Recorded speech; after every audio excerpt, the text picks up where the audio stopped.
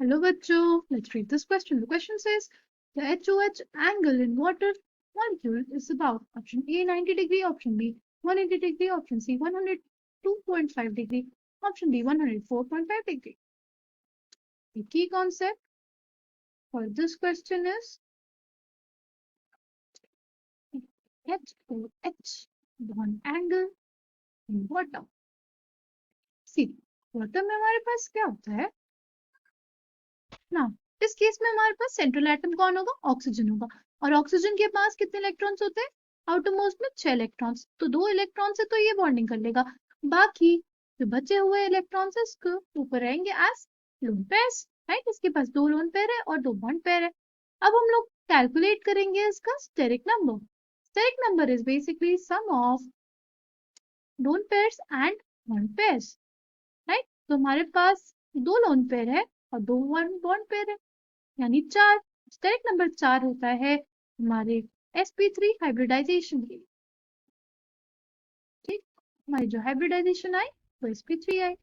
अगर हम लोग ज्योमेट्री की बात करें तो geometry in the case of sp3 hybridization वो होती है हमारे पास टेट्राहेड्रल। हमारे पास हो गया टेट्राहेड्रल, और जो उसका बॉन्ड एंगल होना चाहिए था अकॉर्डिंग टू टेट्राहेड्रल वो होना चाहिए था 109 डिग्री 28 मिनट्स।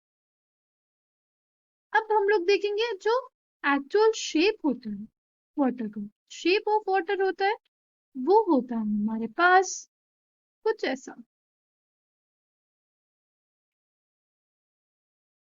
ऐसा क्यों हुआ? It is due to repulsion of lone pairs. जो हमारे लोन पेयर्स होते हैं ना वो कंसंट्रेटेड रहते हैं सिर्फ एक एटम पे, राइट। और जो हमारे बॉन्ड पेयर्स होते हैं वो डिस्ट्रीब्यूटेड होते हैं, वो शेयर्ड होते हैं हमारे 2 एटम्स के बीच में। इस वजह से उनके बीच में जो रिपल्शन होता है वो कम होता है एज कंपेयर टू हमारे लोन पेयर्स। तो लोन पेयर रिपल्शन की वजह से हमारा जो HOH एंगल होता है जो होना चाहिए था 109 डिग्री 28 मिनट्स वो हो जाता है 104.5 डिग्रीज। ओके, जो बॉन्ड एंगल है उसमें डिक्रीज इसलिए हुआ क्योंकि वहां पे लोन पेयर रिपल्शन।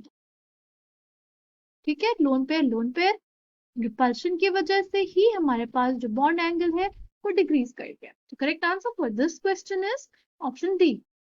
जो हमारा वाटर में एंगल होगा HOH का वो होगा 104.5 degrees. I hope you understood it well. Thank you and all the best.